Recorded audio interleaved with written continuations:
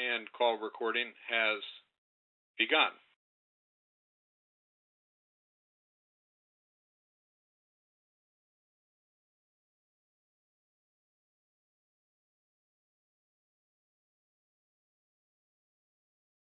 Okay, we are ready to begin.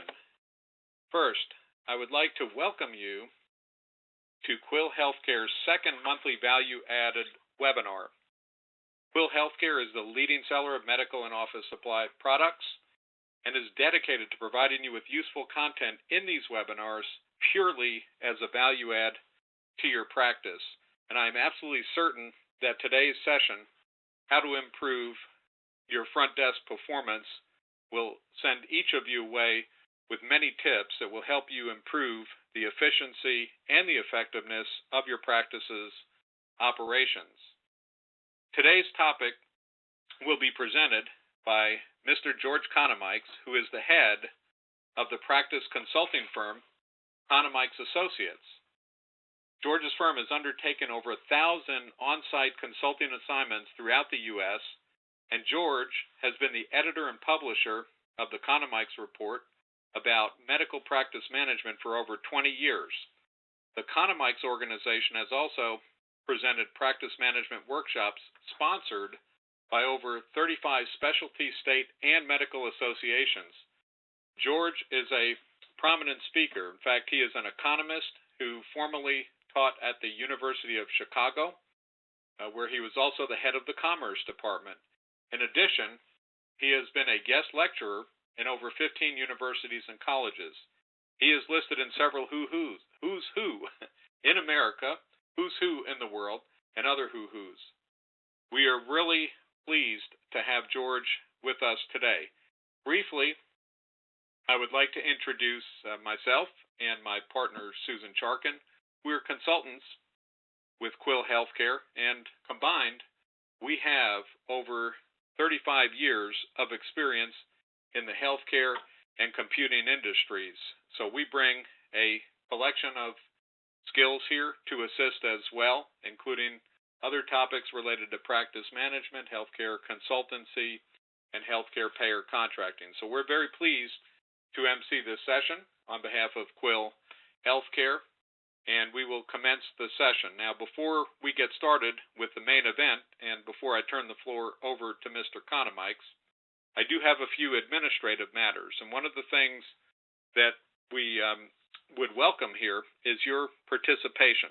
These sessions tend to be much more valuable if we end up with an interactive dialogue with thoughtful questions coming from you, the audience. So we welcome this being a team event, a team sport, so to speak, and we would really like you to ask questions in whatever form you're most comfortable asking those questions. One way you can do so is by simply sending an email to info@healthsense.com at any time during this session.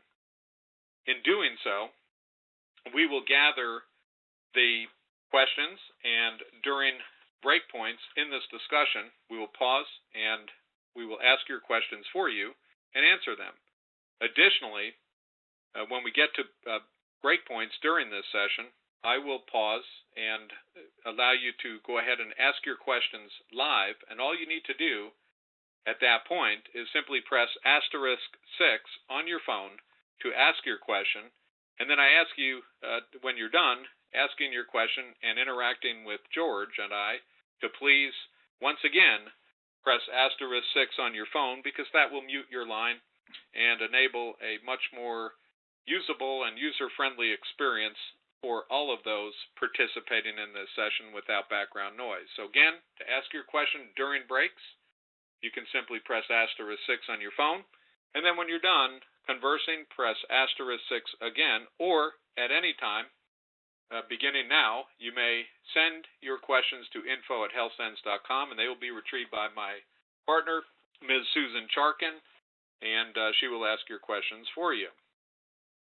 If for some reason you lose connection to this web session, you can, of course, dial back in on the telephony side to the phone number information and conference IDs that you have, but you can also go to join.me/healthsense and in any browser, and you will be instantly restored to this webinar session. Additionally, as I mentioned, we are recording the session, and the recording will be made available to all webinar participants as well. And just to test the mechanism before I turn the floor over to Mr. Konomikes, what I'm going to do for the moment is I'm going to go ahead and unmute the line so that people can ask.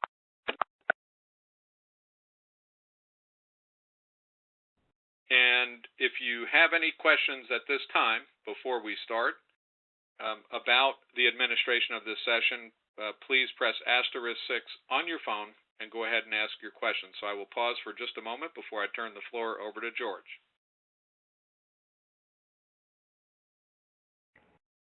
Okay. Silence usually is a sign of no additional questions. So without further ado.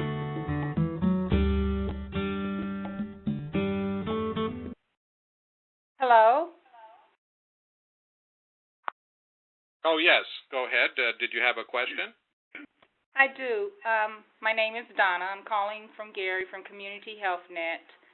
I'm the clinical nurse manager here. I was wondering if you're able to copy the presentation slides after. Yes. At the end of the session, and thank you for asking that question, Donna. At the end of the session, I will provide everybody who is here instructions about how to obtain a PDF copy instantly at any time of this entire slide deck. So that will be made available. Thank you. Thank you. And if you could press, once again, *6, we'd appreciate that. Thank you. Okay, so without further ado, I'm going to turn the floor over to Mr. George Konomikes. George, take it away. Thanks a lot, Steve, for that nice introduction, and thanks to Quill Healthcare for sponsoring this important workshop. Our company, Konomikes Associates, I happen to be the head of it. As Steve mentioned, we've done over 1,000 on-site assignments with all specialties, all sizes of practices, from solo to large groups. And our major type of activity is called improving practice performance and profitability.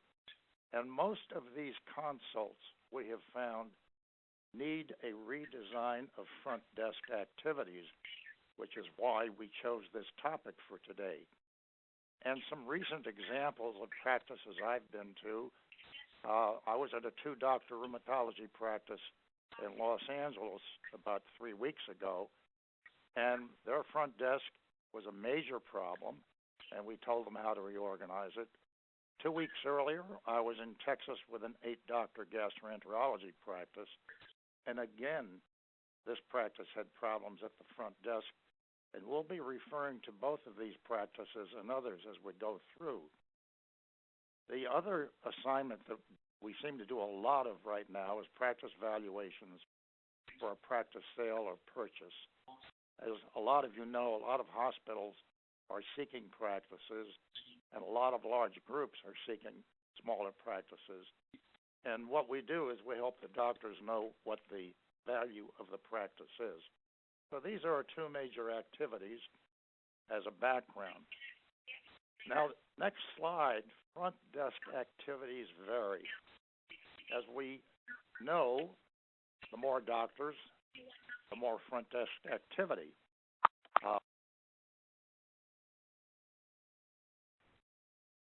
And also, as a rule of thumb, we find that primary care practices have more traffic at the front desk per physician than the other specialties, on top of which primary care physicians see a few more patients per day and per week than the other specialties do. So now we'd like to find out more about you.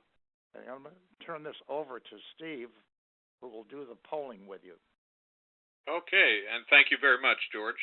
And I mentioned this is going to be a team event, and besides asking your questions, we're going to be asking you throughout this session about 4 questions. This is the first of the 4 to learn a little bit more about your practices. And the first thing I want to mention is that your answers are obtained instantly and anonymously. So we don't know who is answering, but it is most helpful if you would participate in answering these short questions. And I will show you how to do that. First of all, the question here is how many physicians are in your practice? Are you a solo practice? Answer A. Are you a practice of 2 to 5 physicians? Answer B. Are you a practice of 6 to 10 physicians? Answer C, or 11 or more. Now, the way that you go about answering these questions is to go to www.healthsense.com/Q1. Again, www.healthsense.com/Q1. It is very important in doing so that you use small letters. It will not work if you have capital letters. So I will give everybody a moment, and I will illustrate how you go about answering this question. Again, go to www.healthsense.com/Q1, select your answer, and we'll go from there. And I will show you, as if I were answering the questions as you are, how you go about doing that.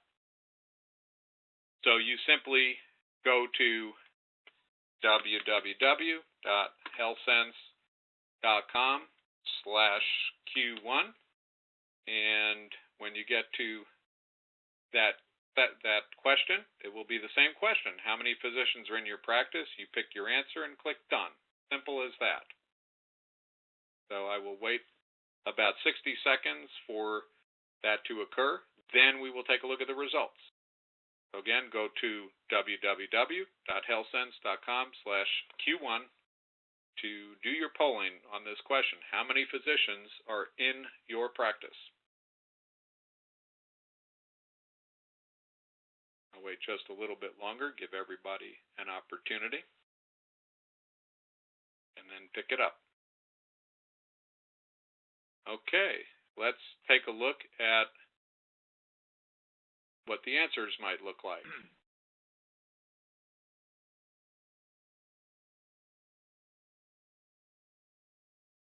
Okay, so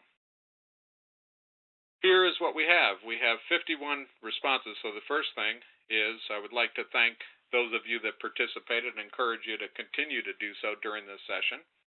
And George, here is what we have. Solo, we get about 27% of the audience, with 14 as the count.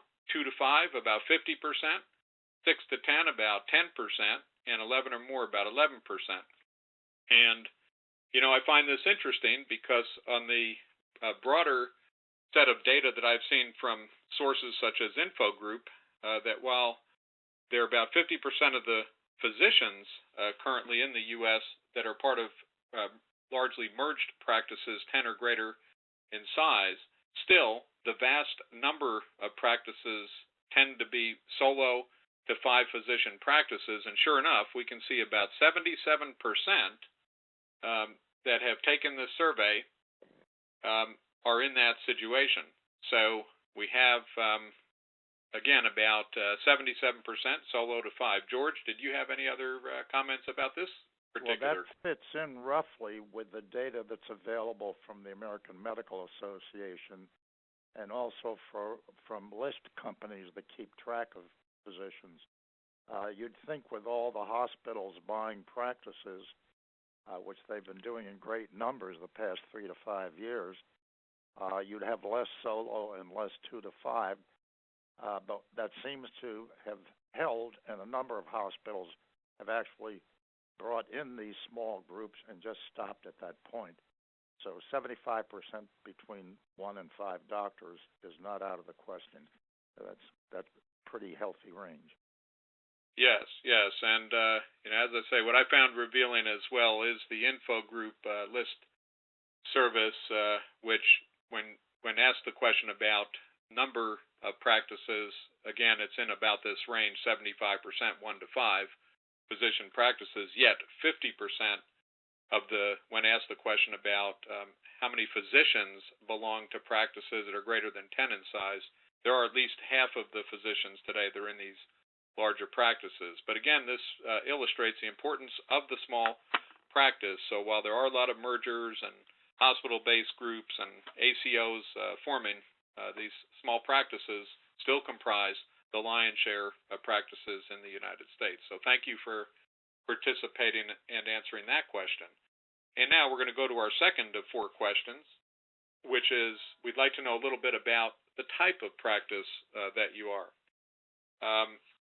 Is your practice a primary care specialty only? Answer A.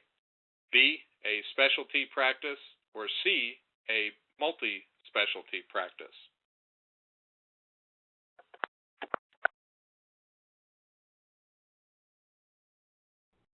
Okay, so please go to healthsense.com/Q2. That's healthsense.com/Q2. And as before, you will simply go to your browser, go to www.healthsense.com, like here, /Q2, and up comes a question. Is your practice a primary care, specialty, or multi-specialty? So again, let me give you a moment to do this. Just go to healthsense.com/Q2. Just like you see above here. All small letters. And again, these are anonymous answers. We do not catalog who answers the questions. We simply catalog the totals.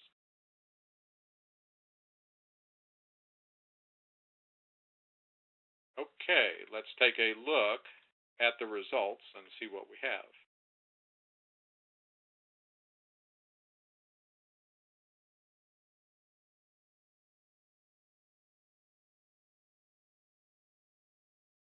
Okay. So again, similar number of responses, 49. About 30% of you are, 31% are primary care. About 55% are specialists. And 14% are multi-specialty practices. George, any comments about this distribution that we see among our audience? That's oddly enough about the distribution we see. That roughly 1/3 of practices in the United States are primary care, which is family practice, internal medicine, pediatrics, and 50-60% are specialty practices, multi-specialty. And multi-specialty practices used to be only 5 to 10%. Now we can see they're approaching 15%. And probably within the next year or two will be closer to 20%. But that distribution fits in with the national data. Okay. All right. Very good. Thank you, George. Also, I see a couple of comments flashing by. I just want to comment. One is to make sure we're speaking loudly enough, so let's make sure both of us keep our voices as close to our mics as possible.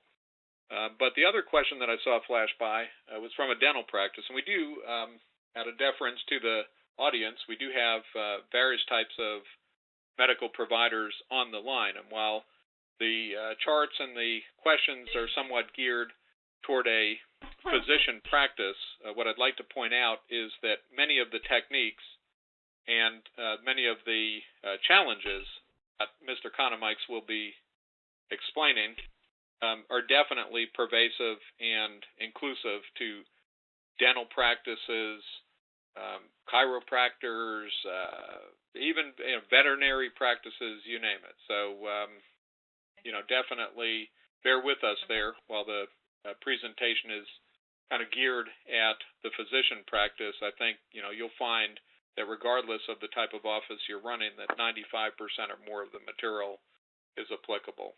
Okay, so we'll continue on from here. And thank you for participating in those 2 questions. We'll have 2 more for you in a short time, and we will be also pausing for question and answer. So please continue, George.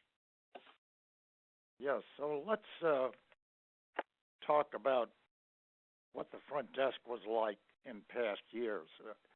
First off, there was less volume per doctor. What we've seen in the past 15, 20 years is doctors, in order to make a living that they made before, if they used to see 12, 15 patients a day, now are seeing 15 to 18 patients. And this is where we've seen the increased use of physician's assistants taking place. That boom has been started by the fact that physicians want to see more patients. One way to do this is to bring in PAs and nurse practitioners.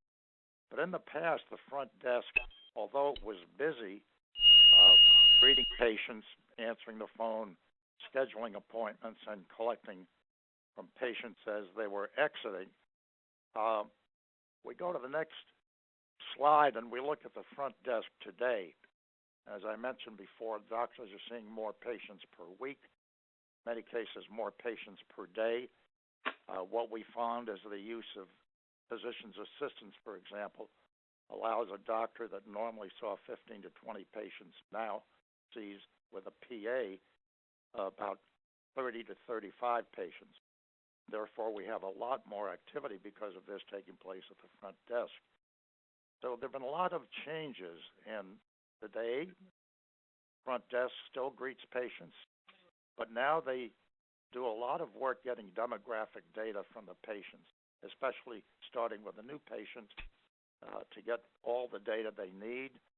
And for established patients, a simple idea is to give them a copy of their past data, because patients that haven't been in 120 days or more, good chance their insurance might have changed, they might have moved, they might have changed phone numbers, might have changed employers.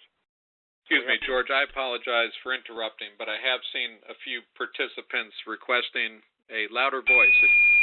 Okay. I will. Thank you very much. I will put the phone closer to my mouth. Next dot, collecting deductibles, co-pays, and past due balances. Deductibles and co-pays have skyrocketed in the past few years. Right now, with Obamacare, deductibles are in the thousands of dollars. And worse than the higher deductibles is the fact that many new enrollees, because of Obamacare, are more naive about deductibles, co-pays, and the rest, and they require a lot more hand-holding at the front desk. Front desk still answers and directs phone calls. Front desk still schedules appointments, but they do much, much more than they did in the past. So that leads to problems at the front desk, which is in our next slide. Okay, and I'm sorry, just another quick interrupt. I would ask anyone who does not have their phone on mute to please mute it out of deference to everyone else on the line. I'm also going to put all of the lines on mute, but there would be a couple of Quill lines open, and I would ask those at Quill Healthcare to please make sure that your lines especially are on mute, because even when I perform this function, your lines will still come through if they're not on mute. Thank you very much. Thank you, Steve, for clearing that up. Here's today's front desk. Patient being confused. Too many staff. Patients sometimes don't even know who to check in with at some practices. Front desk, if they do not collect what they should be collecting, whether that's co-pays or deductibles or normal charges, means that the billing staff has to do it. So if we don't collect and we don't update our patient demographic data at the same time, it puts more onus on the billing staff. We have a lot of phone traffic. And most front desks today, the phones are ringing. We've been to some practices that don't answer the phone until 10 or 12 rings, which is really bad service. Patients sometimes are put on hold for long periods of time. That's not good service. There's sometimes a lot of noise at the front desk because of the ringing of the phones, patients being talked to on their way in, and patients being talked to on their way out. Believe it or not, there are also a lot of staff conflicts that are caused by this. We recently were at a practice of 6 doctors, and there were 3 people at the front desk. They all were doing the same tasks, And what we find out during the interview process is they seem to get in each other's way because they really said openly that they didn't care that much about each other, which really is not a good way to run a medical practice. So then the question, given these problems, is what are some of the solutions? So these three suggested solutions will be covered in depth during the next few minutes.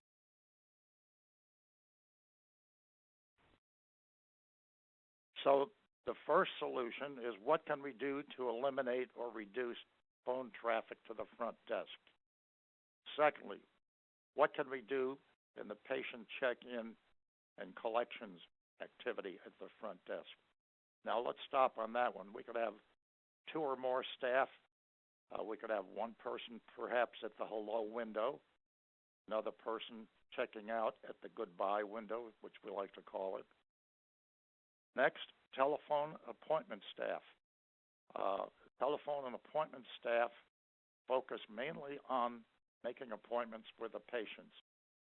So I need to remind you that I'm going to be presenting you with options on these solutions that have worked at many practices. These are not originals with us, but we've had practices that have addressed these problems and solved them. And what we're going to do is share this with you.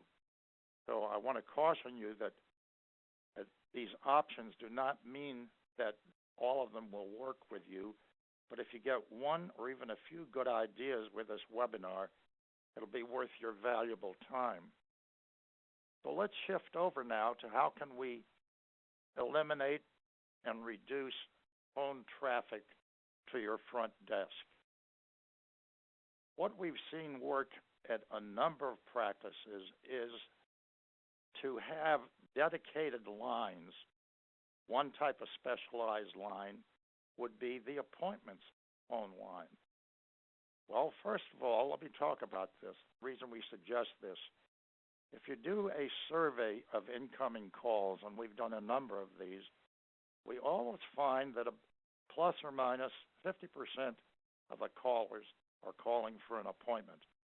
And so we really believe that there should be an appointments line that is staffed by an appointments person who also could be the backup for other phone traffic. Now, your billing staff, whether it's one person, two, or more, should have their own line. And when a person gets a bill and they have questions about it, they don't call the practice's main line. They call the line that's on the bill, which goes directly to your billing staff, whether your billing staff is one, two, or more people. Now, the other line that we've seen working at practices is what we call the nurse line. This is the line where referring physician practices call. There are calls for physicians or nurses. That line would be used. And people that are calling for medical advice would be calling on that line. Now, let me stop and indicate that all these lines would be clearly communicated to your patients when they first become your patients. And last but not least is a manager line, because the manager is there to get calls from physicians, suppliers, and the rest. So these four lines with separate numbers should be on business cards that are given to all patients when they become patients. The result of having these separate lines is you'll have less phone traffic going directly to one or two people at the front desk. And these direct lines also help the patients not being on hold and getting directly to the person they want to talk to, whether that's the appointments person, the nurse, or somebody else. What else could we do? Well, what we might consider is a patient check-in and collection staff. This usually means two or more staff, but in a smaller practice, a one-doctor practice, this may be done by one person, depending upon your traffic, because if we have one doctor seeing 15 to 25 patients, doctor is seeing 3 patients, probably 3.5 patients per hour, and therefore we don't have log jams at the front desk of people coming in and calling in. So the prime task of the patient check-in collection staff people is to greet and collect. Now today we have co-pays, today we have deductibles, and we have other charges. And we do everything possible to collect those at the front end. The other task of the patient check-in and collections person is to get demographic data, collecting it. First, with new patients. When they check in, we want to be sure that they fill out name, address, phone numbers, insurance numbers. And it's important that the front desk check this data to be sure that all the data the practice needs has been filled out. So we do that when the patient hands it in to us. For established patients who haven't been in 90 days or more, here's the problem. They could have moved, they could have changed phone numbers, they could have changed employers, they could have changed insurance.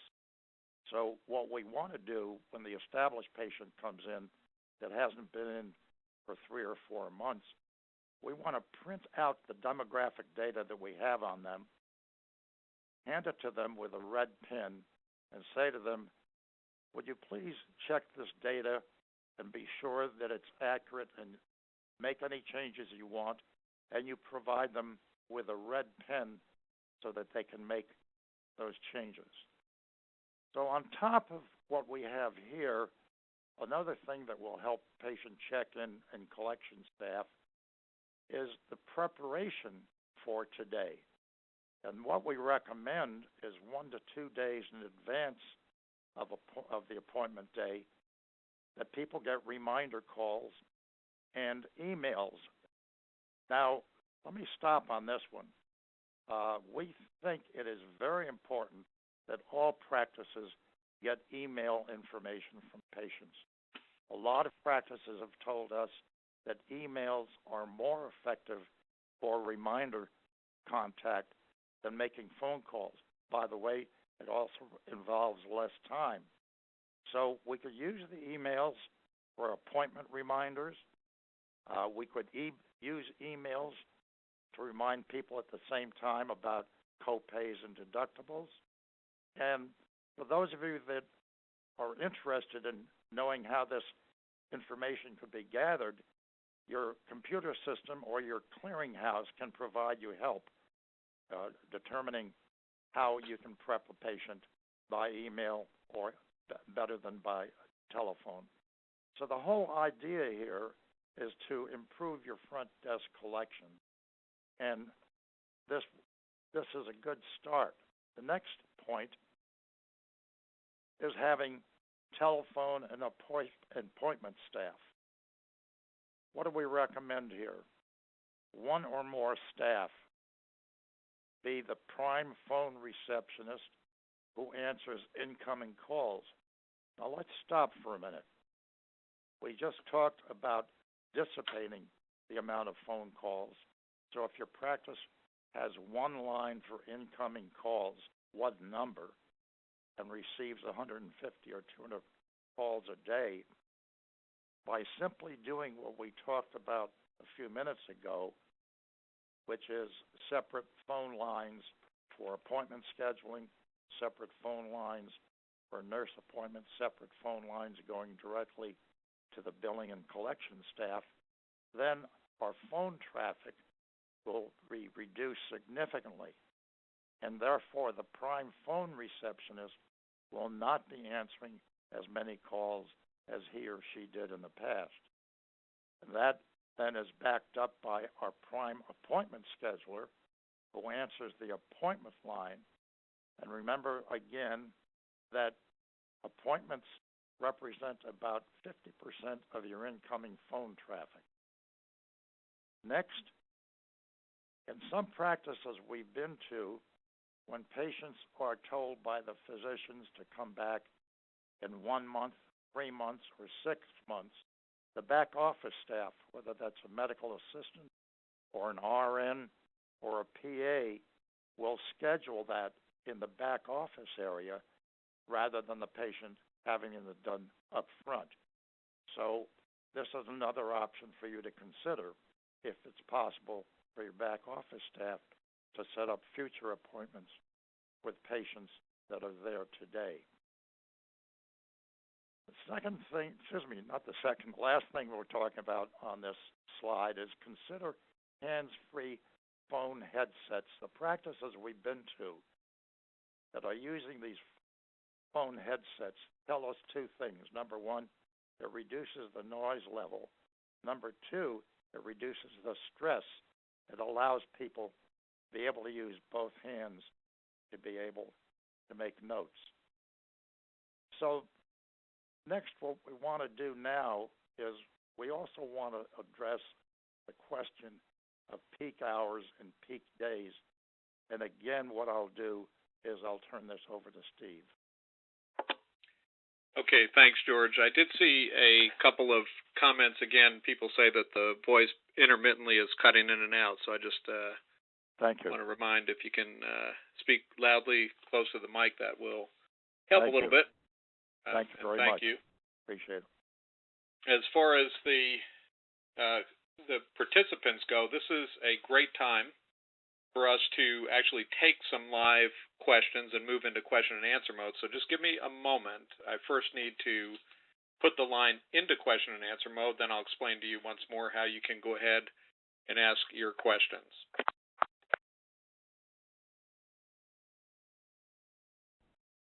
Okay. Now, at this time, if you would like to ask a question, let us begin. You may begin simply by pressing asterisk and then 6 on your phone. Then you can ask your question, dialogue with George, and when you're done, please remember again to press asterisk 6 on your phone line. So, for anyone that would like to ask a question, now is a great time. Please jump in, press asterisk 6, and please ask your question.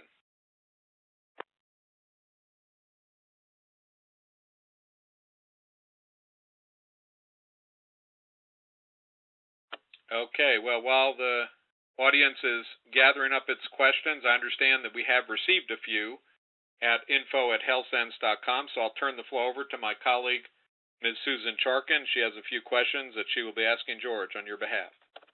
Susan?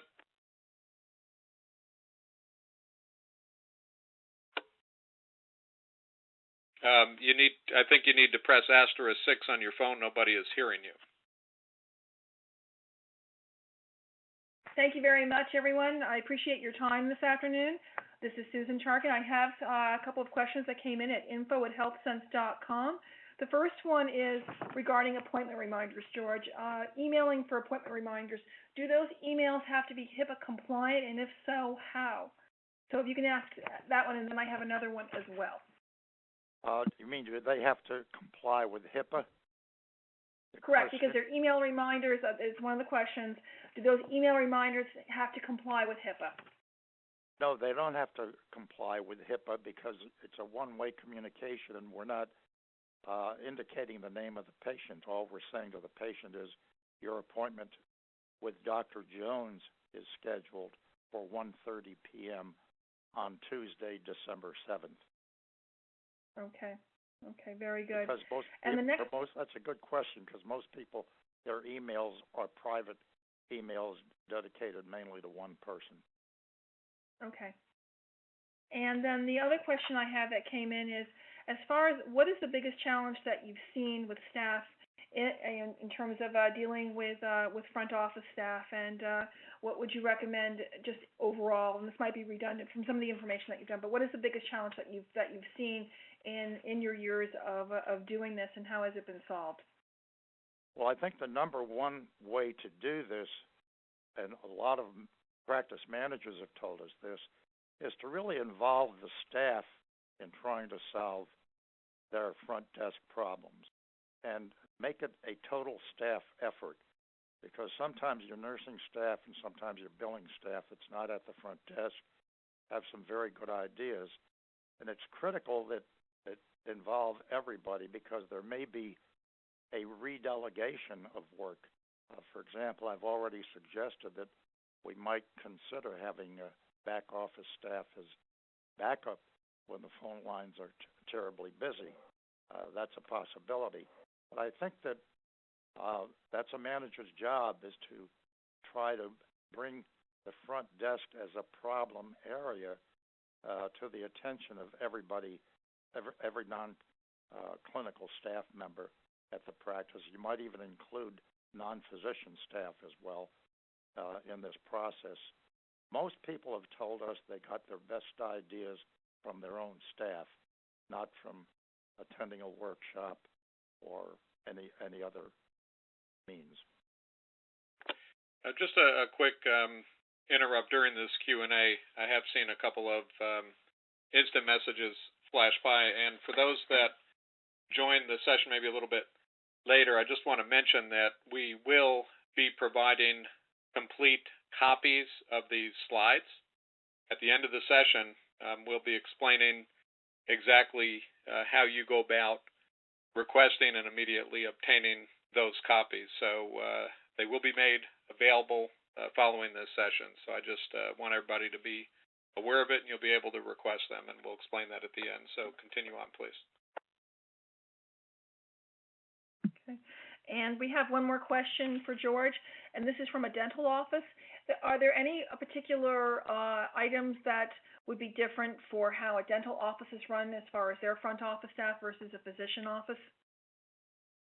Not that well, one thing is, the question is, what percentage of your patients have dental insurance?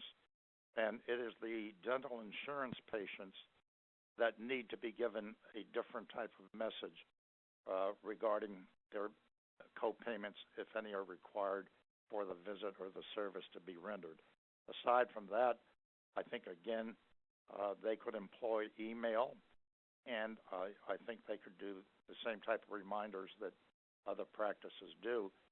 A key issue on this is some practices have found that reminder calls, no matter what the specialty, whether it's dental or medical, done 2 days in advance are sometimes better than 1 day in advance. Because if we do it a day in advance and a person is at work and they come home at night to a reminder call and realize that they have something on their agenda that will preclude their coming the next day, it might be better to do the reminder calling 2 days in advance, so people, if they cannot make the appointment, could call and allow you to work somebody else in. So that's a very good question, Susan. Thanks.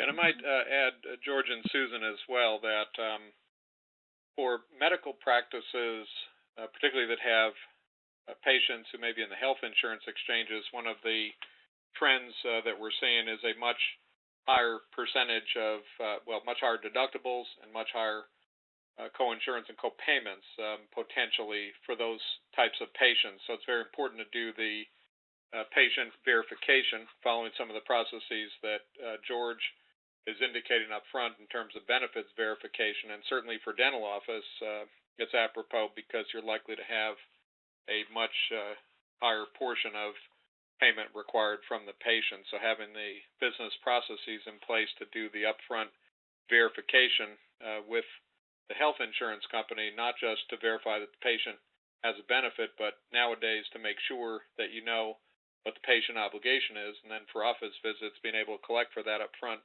becomes very key.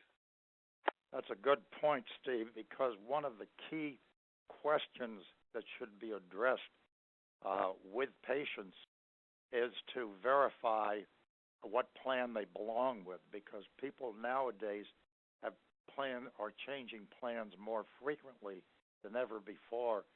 Some employers are changing plans more frequently. Some are dropping coverage, and people have to pick up their own coverage. So the first question is eligibility, because when we do our getting the information in advance, we want to check that person's statement on insurance, because they might have had certain insurance 90 or 120 days ago, and what we may want to do is verify their insurance in the reminder call 2 days in advance, and then call the plan to find out if they still are enrolled, because that's the new trick nowadays, and a number of people are not aware that their insurance plan has changed, and it might be within the same Blue Shield plan, but it may be Plan A versus Plan D. So thanks for bringing that up, Steve. Okay, thank you. And I saw a viewer had a question about a smaller office. Unfortunately, the entire question didn't fly by on chat. If you'd like to ask your question, please press *6 and come on in and join the question and answer session. We'd be glad to answer it.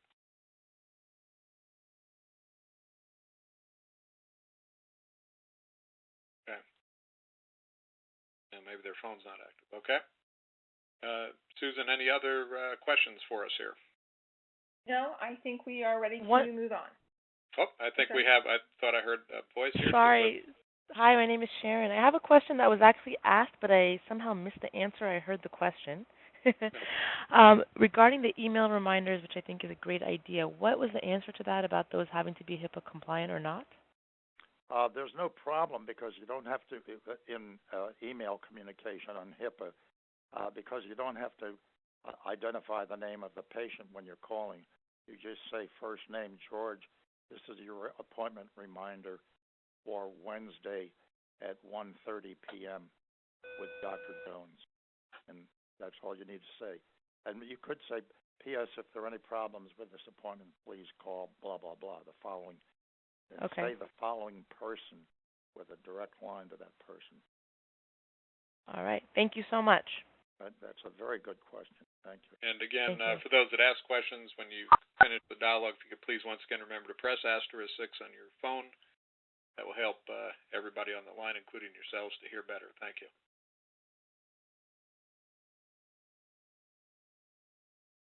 Okay.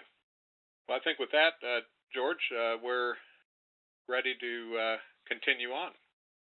I think we want to now do a survey of peak hours and peak days of operation.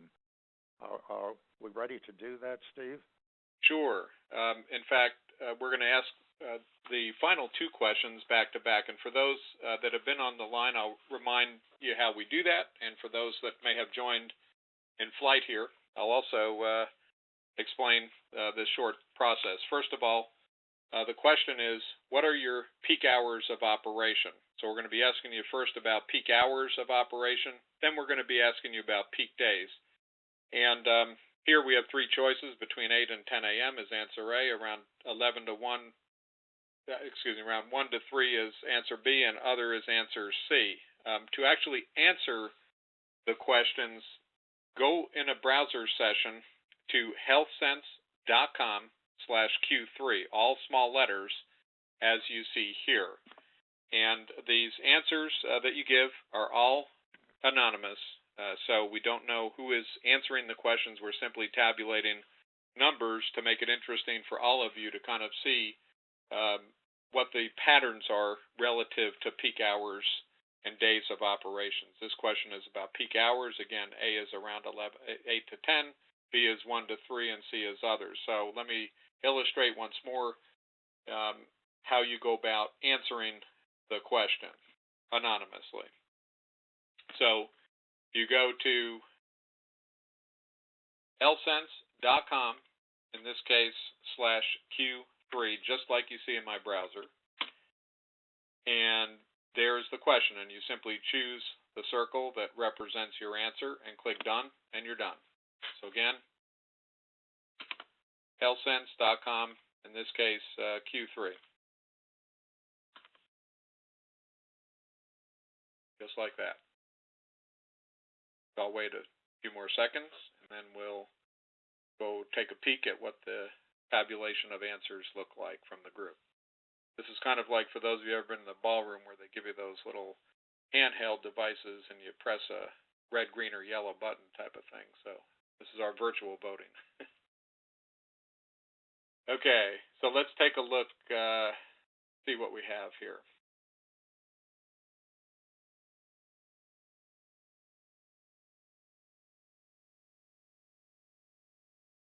Okay. So first of all, thank you again. We got 53 responses. Looks like the winner is around 8 to 10, seems to be the busiest times for most of the practices on the phone. We had about 47%, about 19% from 1 to 3, and then other was 34%. So, George, any further insights on that one? Well, the first hour of the day and every day is usually the busiest, and we'll address how to decrease that traffic later on.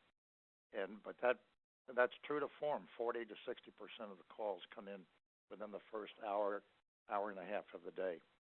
Okay. And towards that end, one final question for everybody, and would appreciate once more if you would participate at healthsense.com/Q4.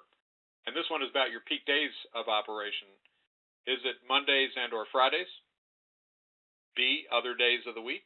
C, none of the above? And D, all of the above? So let's see how the group answers that. And once again, you go to healthsense.com or healthsense.com Q4, and you'll be presented with your choices. And simply select your choice, and we'll tabulate the results. This is about peak days of operation. Pick your choice, click done, and you're done. And at healthsense.com/Q4. 1,000 to 1,003. So let's go back and see how everybody voted.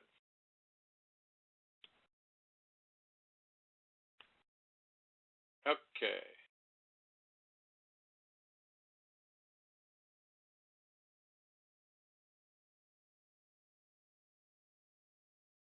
Okay. So it looks like we have a clear winner here. Mondays and or Fridays was almost 64%. Other days of the week at about 19%. None of the above at less than 2%, and about 15% all of the above. So, George, what do we learn from this kind of a distribution? Well, I've been to practices, and my colleagues have been, where Mondays are called disaster days at the practice because we just have this high volume.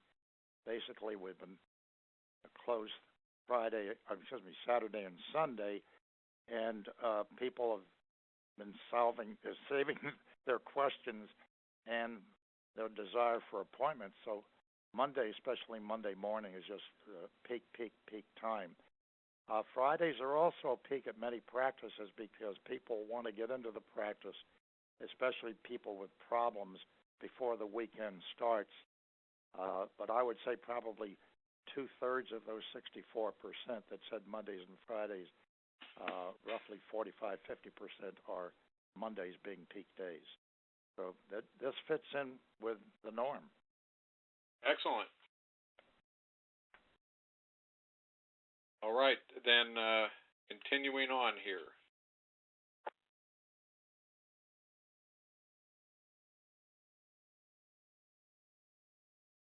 Continuing on, what we've seen work at some practices is relocating some of the front desk staff.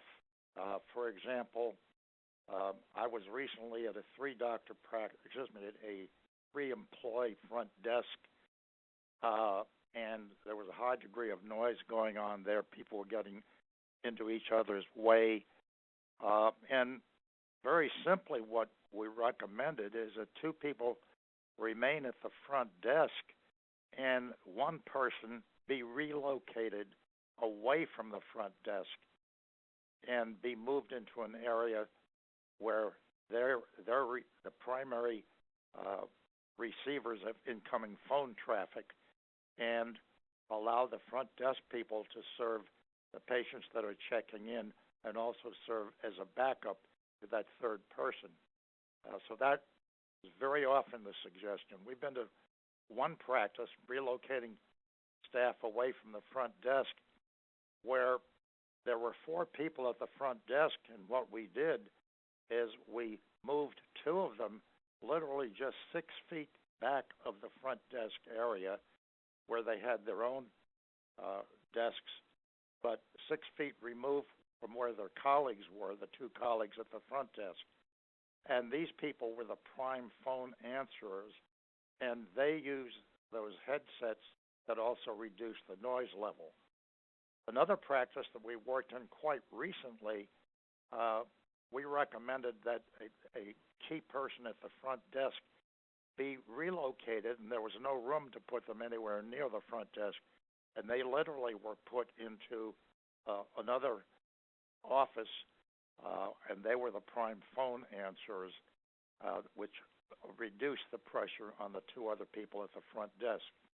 Again, headsets should be considered for everyone, even including front desk staff. And one thing I've seen people do with their headsets is if they're at the front desk and they're helping check people in, they will actually move the mouthpiece away from their mouth so people will know that they're not on the phone, or in some cases they simply take the phone off and assume that the other colleagues will be answering the phone on their behalf. So these are some ways of redesigning the way people work by just changing where they're located. So that brings us then to the question of telephone activity and how we can address the problem. Our survey that we just did showed that Mondays and Fridays are the peak days, and the first couple of hours of the day are the peak hours. So what some practices have done have brought in part-time staff for backup, and they actually will have this person or persons work peak hours, usually the first hour and a half or 2 hours of every day. In some cases, peak days, maybe backing up the staff all day Monday, especially Monday morning. And in some cases where we have peak days on Mondays and Fridays, having this person involved not only in the first hours of every day, but consider having that person spend more time at the practice on the peak days, such as Monday and Friday, if those are your peak days. The other thing we need these people for is staff is taking time off for dealing with personal matters and vacation days. And it's very tough for those people to come back to work with a big backlog of work to catch up. So we think that the part-time staff is a good way to go. Now, in addition to the idea of part-time staff, we've been to some practices where when all is said and done, there are super busy times, even with this part-timer working as backup.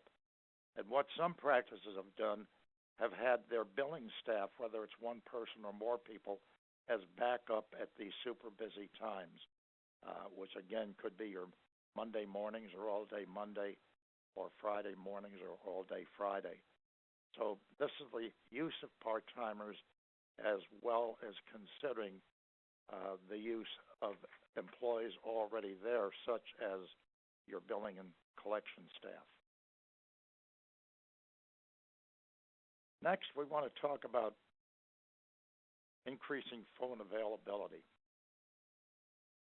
I'd like to stop at this point and remind everybody that what we really should do with our telephones is put a sign of dollars on the telephone. It needs to be recognized that the way a practice makes money is to answer the phone. You answer the phone, you serve patients. If you answer the phone, you make appointments. If people come in from their appointments, they provide money to the practice. That money in the practice pays your salaries. So phones should not be looked upon as the enemy. They should be looked upon as the single tool that brings revenues to the practice that helps pay everybody's salary. So another problem is that people have to recognize that for a new patient caller, their first impression of the practice is how the phone is answered. So a major goal that we've been covering is to make sure that phones are answered. Secondly, that patients are not put on hold for a long, long time.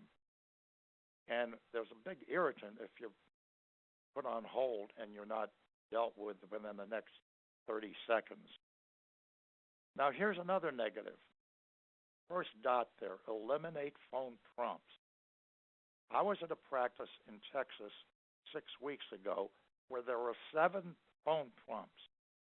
If you want to talk with the billing staff, press 1. If you want to make an appointment, press 2. If you want to talk with a manager, press 3. If you want to talk with a nurse, press 4, and so on and so forth.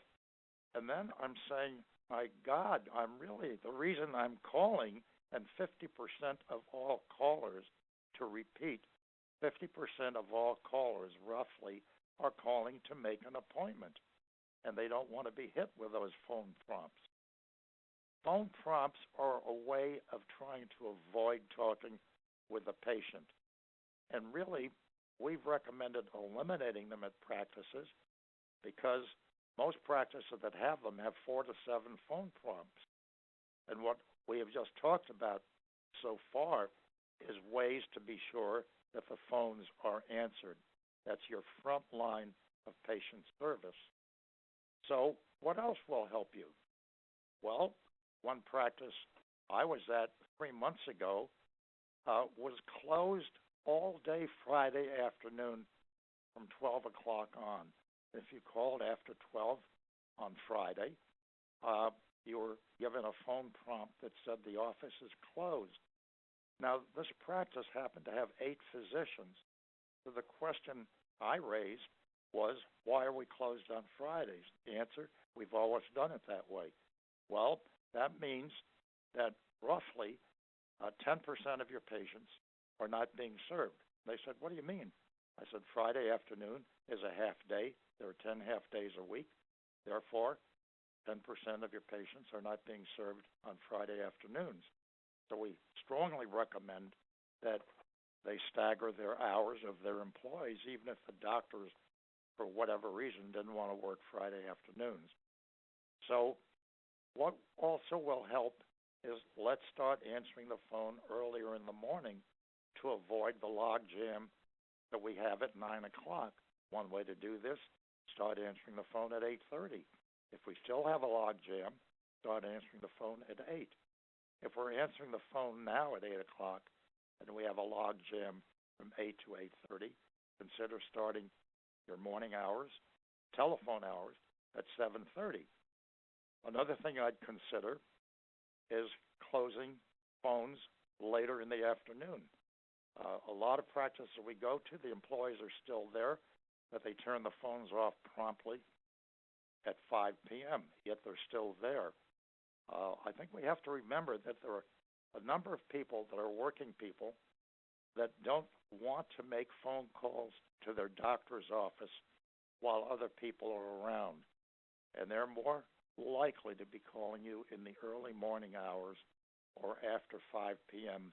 for purposes of privacy when they're at work.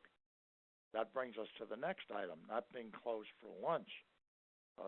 Many practices are closed for lunch. We were at a 2-doctor practice not so long ago where they were closed for lunch between 12 and 2 every day.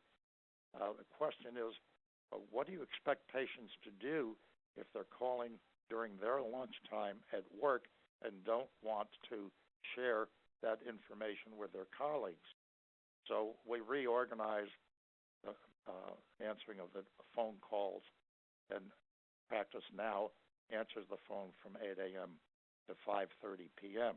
And we did that simply by recommending that they stagger the working hours and the lunch schedules of the employees so that they'd have better phone coverage. So let's do that again. Eliminate phone prompts. Start earlier in the morning. Answer the phone later in the afternoon. Not being closed for lunch.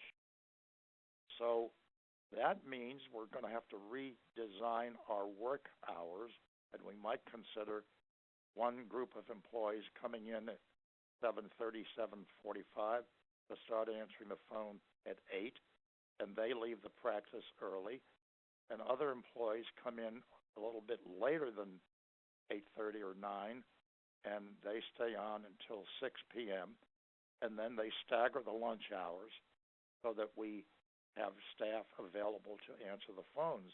Now, the people that answer the phones during lunch hours don't have to be the same people that answer it at other times. To us, the ideal phone availability for patient convenience is having 8 a.m. to 6 p.m. coverage. It's convenient for your patients, it's convenient for your referring offices, and there will be no extra cost for your patients. So this is a very important consideration. Last but not least, patient involvement to reduce your phone traffic. One way to reduce phone traffic is to email your appointment reminders with the date and time of the appointment. With the email reminder, you could also talk about any copays or deductibles that are due from the patient at the time of the visit.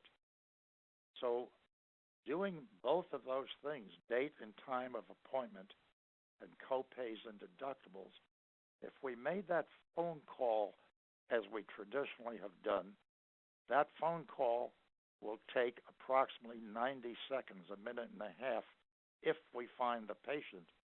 If we don't find the patient, we would leave that message. But the problem with leaving the message is the home phone line that we're calling may be shared by spouses and their adult children, and it may be that you don't want them to have that information recorded on their answering machine. So again, this gets us back to the use of emails. We can use the emails for appointment reminders, in which we talk about the date and time of the appointment. We also talk about any copays and or deductibles that are due. And let's take it one step further. Aside from emailing appointment reminders, we could also email normal lab results. We would have obviously called people with any abnormal lab results. So emails, practices are finding that emails are dealt with more efficiently at the practice. We can get many more emails for the same time involvement, or less time involvement than we used to when we made appointment reminders by phone. It also allows patients to respond to an email to A, either confirm, or B, to change an appointment and make a new one. So that's the advantage of email. And everybody nowadays is used to receiving emails and responding to them. Allowing patients to fill out forms online or faxing them forms to complete, rather than having people come to the practice and have to fill out two forms. One is patient demographic data, name, address, employer, insurance information, etc. And the second would be a patient history form. Wouldn't it be nice if patients were able to receive that by email or by fax, and that would allow them to take the time off premises at their home to do this and not do this sitting in your reception area. I was at a cardiology practice a year and a half ago where the patient history form ran 4 pages with 115 items on it. People that were filling that form out in the reception area were taking 5 to 15 minutes to fill it out. The other thing that we have found, and practices have told us, if patients receive those forms at home, then they have more time to fill them out, and sometimes they don't have the specific information at their fingertips, and they may ask a spouse, or they may ask an adult child, or they may call their pharmacist to find out more about the prescriptions that they're using.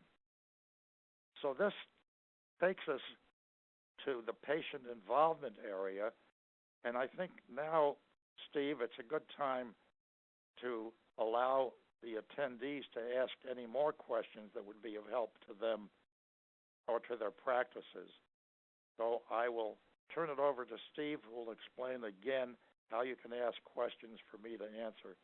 Thanks a lot, Steve. Okay, and thank you very much, George. And let me make sure that your lines are unmuted, first of all.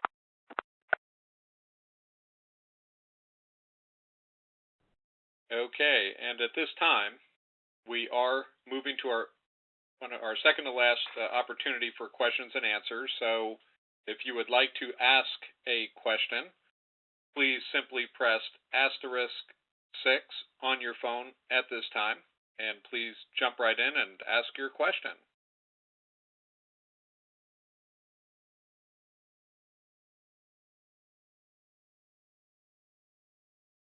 Okay, I understand we have several questions that came into info@healthsense.com, so I will turn the floor over to my colleague, Susan Charkin, to ask those questions. Susan? I think, again, you have to do an *6. Thank you, Steve.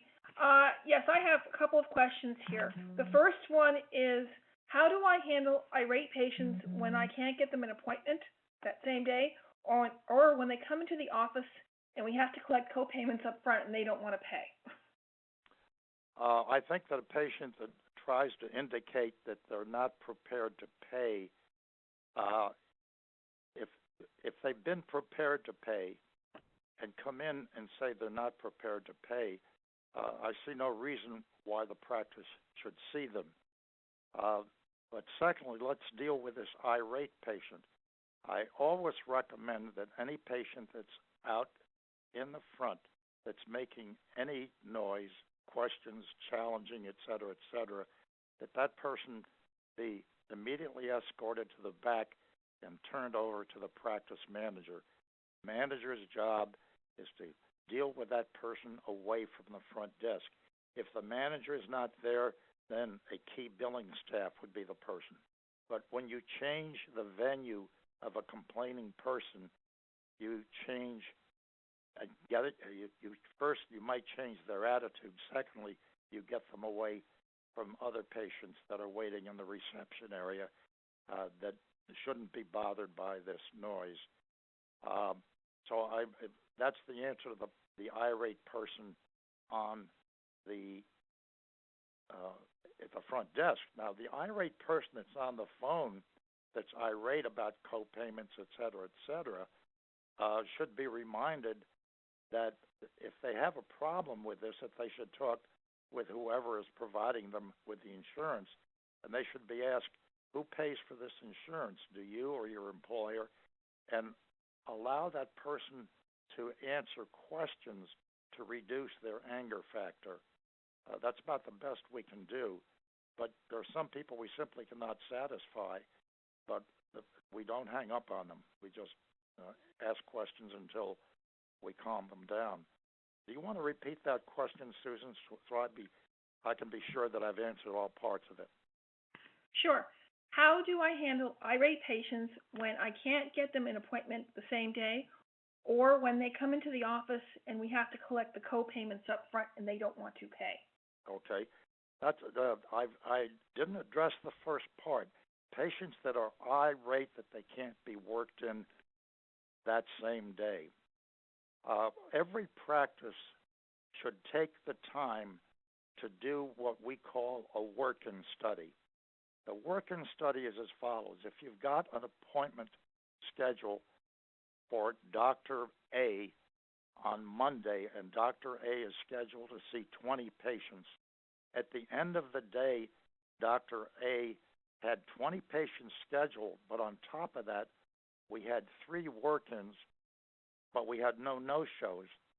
That tells us that we should, every Monday, have appointment slots for 3 work-ins. In other words, these slots should be empty. That doctor should never, at any day of the week, have a schedule that's completely filled. And therefore, going back to what we talked about earlier and what was surveyed, is peak days if they're Mondays and Fridays. If we study our peak days consistently, we'll find out that Mondays and Fridays have higher work-in rates, and therefore we should save more appointment slots on Mondays and Fridays than we do other days. Now, the other thing to watch out for, especially in primary medicine, is your work-in rates skyrocket during a flu epidemic. And what some practices have done in primary medicine is they do not schedule any patients during the days during a flu season or flu epidemic, and they simply deal with work-ins of that day. Otherwise, the practice becomes a disaster area. So thanks for repeating that question, Susan. No problem. I have a couple of other questions, one of which is from a dentist. Dentist has 4 full-time dentists, a part-time dentist, and 4 full-time hygienists. Is there a ratio of support staff to doctor or doctor to hygienist that one would expect to see? Not that I know of. It depends on the doctor's specialty, where we find that the doctors, periodontists, for example, use more hygienists than non-periodontists. And so I would say that the way to test this is by starting out with part-timers per doctor, and then if they could see more patients, then we would move them to a fuller time basis. So it's the test of the individual practice. Some practices make high use of hygienists, others make very little use of them. And this leads me into another question we had from a physician offices. In general, what's the average number of front office staff members to physicians and number of patients scheduled that should be? Basically, just the general question is there a ratio for every physician there should be X number of front office people? Anybody that tries to answer that question is naive. There is no number. It just is. I've been to practices. I was with an allergist practice in Central California, an allergist that had 14 employees, and he was a solo allergist. And what he did is he used a lot of nursing personnel to do his maintenance work with patients. And this doctor obviously was super busy. He was highly regarded in the community, and he simply kept adding nursing staff to be able to deal with patients, allergy patients that were chronically ill. And there were, in that part of California, there were 2 major allergy seasons, and in some cases he used part-timers during those peak seasons on top of what he did before. So anybody that says there is an answer to this is naive. And I think what it is that some practices, based upon certain areas, for example, affluent suburban communities where people have very good insurance and a lot of coverage, we tend to find a lot of unnecessary office visits because the people, even with the slightest medical problem, will immediately call a physician and want to see a physician because they have good insurance coverage and it doesn't cost them anything to see the doctor. Conversely, people that are paying more out of pocket, and today, for example, under Obamacare, if you are in a bronze plan and you want family insurance, your deductible is going to be somewhere close to $7,000. So that type of situation means that you're going to have patients are going to be less reluctant to come into your practice to be able to pay that don't want to pay their co-pays.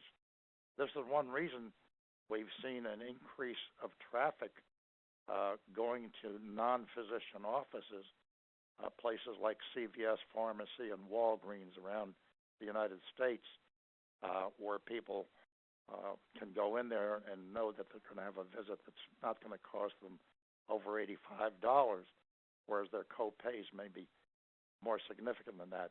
So getting back to the basic question, there is no answer to the question. You just keep adding staff when your staff is overwhelmed.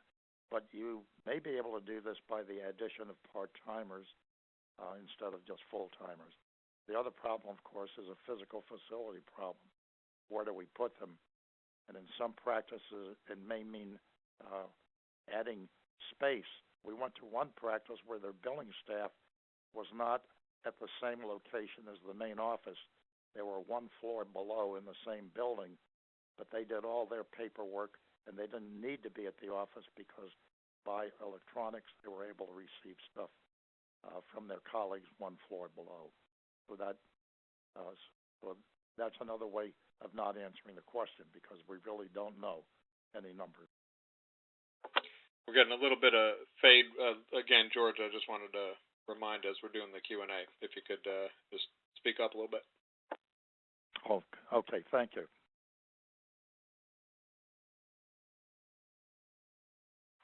Okay, let me put this back to the entire audience again. There's going to turn out, I think, to be a final opportunity here to ask questions. Please, if you would like to ask one, please press *6 on your phone line at this time, or you may send a quick email to info@healthsense.com, and at the very end, we will pick those up. Are there any other questions at this point? Okay. Oh, I think Susan Charkin has a quick question. Yeah, this is a Quill question.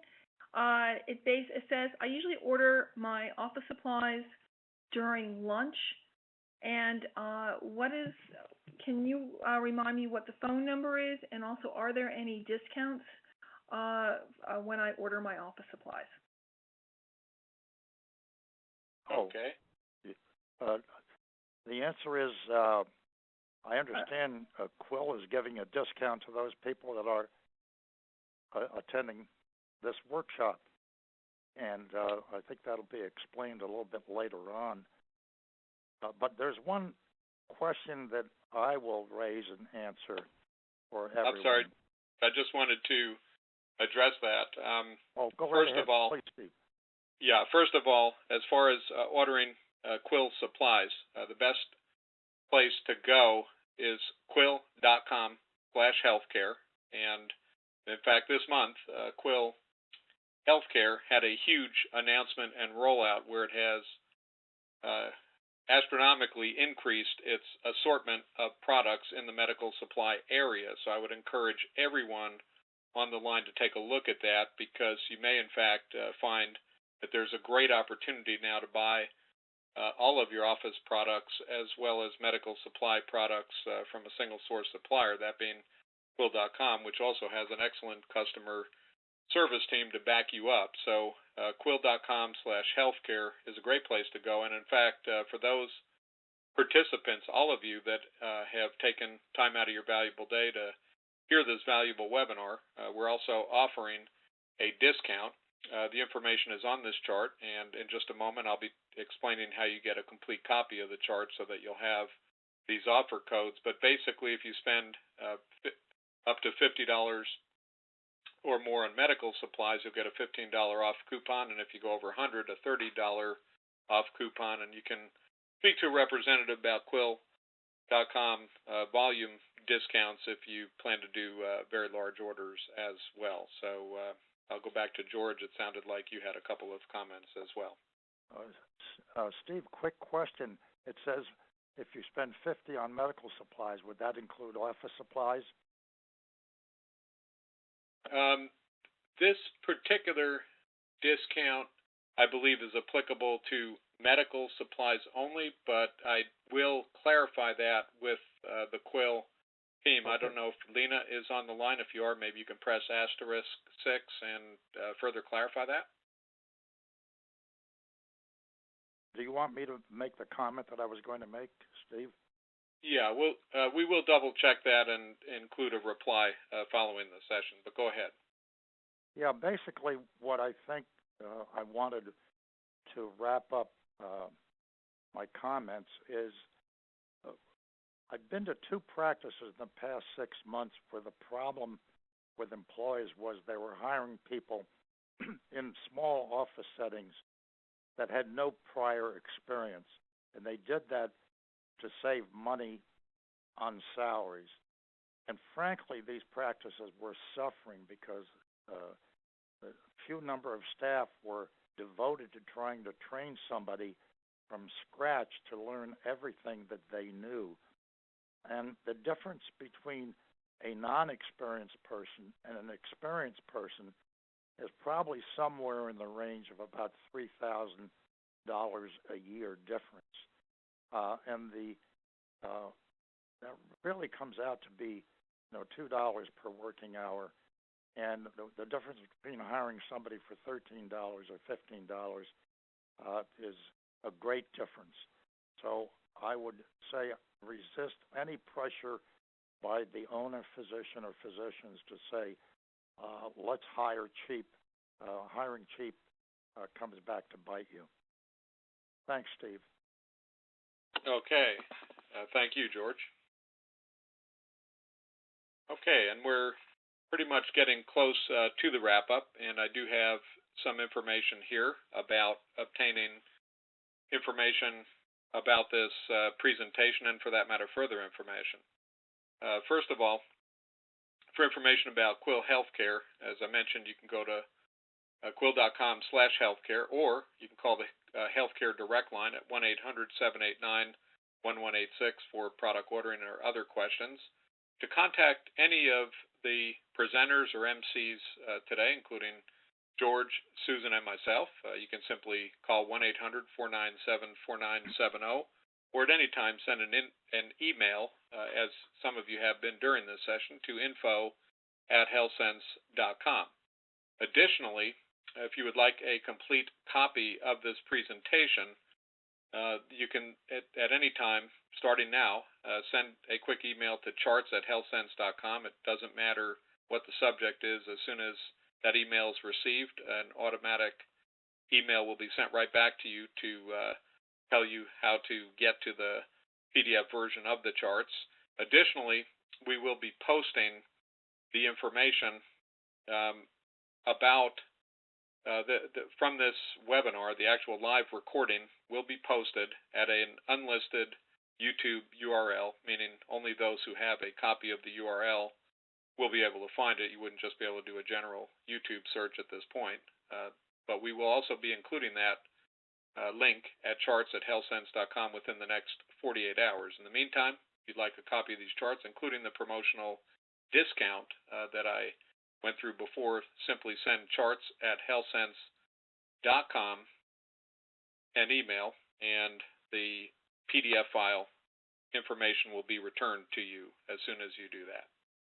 Okay, at this time, on behalf of Quill Healthcare and your MCs and presenters, I want to thank you all for having taken time out of your day to hear this very compelling presentation from Mr. George Konomikes about improving front desk performance.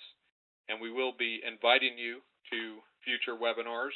The next topic is going to be all about HIPAA compliance, so I know that's a topic near and dear to our hearts, and questions came up here. We'll let you know about that one. It will be in a little less than a month, and we appreciate your participation today. That concludes our session. Thank you all for your participation. Have a good day.